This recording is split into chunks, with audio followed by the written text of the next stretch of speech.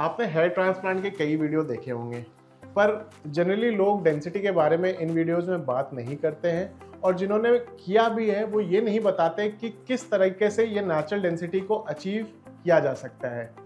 Hello everyone, मैं doctor कौशल हूँ। मैं इस वीडियो में बात करने वाला हूँ नेचुरल डेंसिटी किस तरह से हम हेयर ट्रांसप्लांट में अचीव करते हैं और क्या चीज़ें हैं जो आप फॉलो करें ताकि आपको ये लॉन्ग लास्टिंग रिजल्ट मेंटेन करने में मदद मिल सके। तो सबसे पहले आइए हम ये समझते हैं कि हेयर डेंसिटी होती क्या है। अगर मैं बहुत ही लेमैन टर्म में बताऊं तो ये होता है कि पर स्क्वायर सेंटीमीटर जो स्कैल्प का एरिया होता है उसमें हमारे कितने फॉलिकल्स प्रेजेंट है जिससे कि आपको एक डेंसिटी मिलती है। अगर मैं एक नेचुरल हेयर की बात करूं तो पर स्क्वायर सेंटीमीटर करीब करीब 500 से 600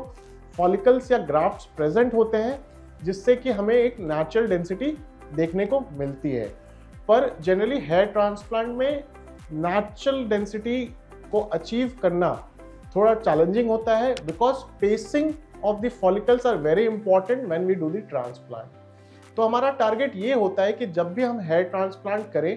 तो जो हमारा 1 स्क्वायर सेंटीमीटर का एरिया हो, खास करके हेयर लाइन और हेयर लाइन से करीब 2-3 सेंटीमीटर पीछे तक, उसमें हम करीब करीब 100 से 120 ग्राफ्ट्स की प्लेसमेंट कर सके जिससे कि हमें एक close to natural hair density देखने को मिले।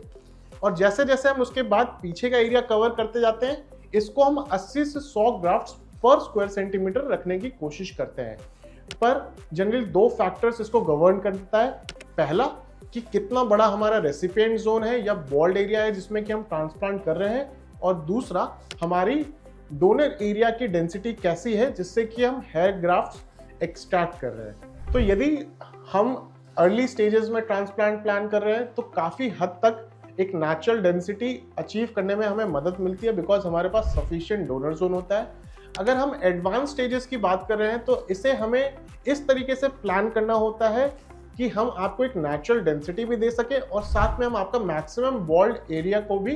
कवर कर सके। अगर मैं बात करूं कि अर्ली स्टेजेस में अगर आप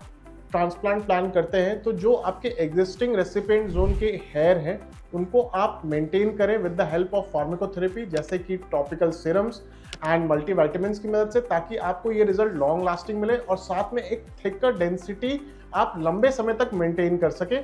साथ में हम जनरली हेयर ट्रांसप्लांट के बाद जीएफसी की सजेशन देते हैं जो कि आपके डेंसिटी को मेंटेन करने में हेल्प करता है। यदि हम एडवांस स्टेजेस की बात करते हैं तो इनमें भी हमारा प्रोटोकॉल जनरली सेम होता है, पर कभी कभी इनमें हम हेयर ट्रांसप्लांट को 2 पार्ट्स में हम डिवाइड करते हैं। पहला जिसमें कि हम हेयर लाइन से 1 पाम ब्रेथ की कवरेज देते हैं विद मैक्सिमम डेंसिटी, और जब ये हेयर पूरी तरह से हमारे ग्रो हो जाते हैं उसके बाद हम जो क्राउन पोर्शन होता है उसके कवरेज के लिए सेकेंडरी ट्रांसप्लांट प्लान करते हैं ताकि हम बिना डोनर एरिया को डिस्टर्ब किए हुए एक आपको अच्छी डेंसिटी के साथ ट्रांसप्लांट से नेचुरल रिजल्ट दे सके। अगर आपके भी डेंसिटी से जुड़े हुए सवाल हैं तो आप कमेंट बॉक्स में कमेंट करके हमसे पूछ सकते हैं। अब किस तरीके से हम इस डेंसिटी को मेंटेन कर सकते हैं? पहला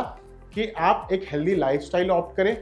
यदि आप स्मोकर हैं तो स्मोकिंग छोड़ें, क्योंकि स्मोकिंग की वजह से हेयर हेल्थ पे एक डायरेक्ट इफेक्ट होता है और आपको हेयर लॉस एक्सपीरियंस होता है। आप पॉल्यूशन से बचें और अपने सर्जन के दिए गए इंस्ट्रक्शंस को प्रॉपर्ली फॉलो करें। वैसे व्यक्ति जिन्होंने अर्ली स्टेजेस में अपना हेयर ट्रांसप्लांट करवाया है और कुछ साल के बाद वो नोटिस कर रहे हैं कि उनकी हेयर डेंसिटी फिर से कम हो चुकी है, तो ऐसे केसेस में आप भी सेकेंडरी ट्रांसप्लांट के लिए ऑप्ट कर सकते हैं जिसमें कि हम रीट्रांसप्लांटेशन की मदद से फिर से एक नेचुरल डेंसिटी को अचीव कर सकते हैं और आपको फिर से एक लॉन्ग लास्टिंग रिजल्ट दे सकते हैं जो कि आप मेंटेन करें तो काफ़ी अच्छा नेचुरल डेंसर हेयर लुक आपको देता है। यदि आप भी उनमें से हैं जिन्होंने हेयर ट्रांसप्लांट करवाया या हेयर ट्रांसप्लांट के लिए सोच रहे हैं और डाउट में है कि किस तरह से आप नेचुरल डेंसिटी और नेचुरल हेयर लाइन अचीव कर सकते हैं, तो आप हमसे ज़रूर कंसल्ट करें ताकि हम आपको एक बेटर गाइडेंस दे सकें और आपके इस जर्नी में आपको हेल्प कर सकें। मैं रिक्वेस्ट करूंगा इस वीडियो को आप ज़्यादा से ज़्यादा लाइक एंड शेयर करें और हमारे एसबी ट्राइकोलॉजी चैनल को ज़रूर सब्सक्राइब करें और नोटिफिकेशन बेल पे क्लिक करना ना भूलें ताकि आपको रेगुलर अपडेट्स एंड नोटिफिकेशंस मिलती रहें।